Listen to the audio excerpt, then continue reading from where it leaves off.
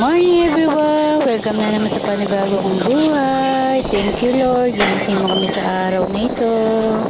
At ayan, nagdidili kami ni Jasper sa Palm State. Ayan, super init na po. Maaga pa. Ayan. Dilig-dilig time kami. Lang po kayo sa aming mga vlog. Ayan po ang aming daily routine. Ayan po.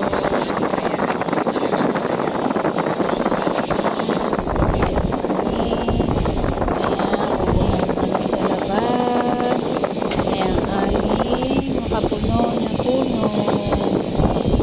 Ayan. Hindi pwedeng didiligan. Gawa na hindi pa naulan dito. Kaya yan, dilig-dilig muna habang walang ulan.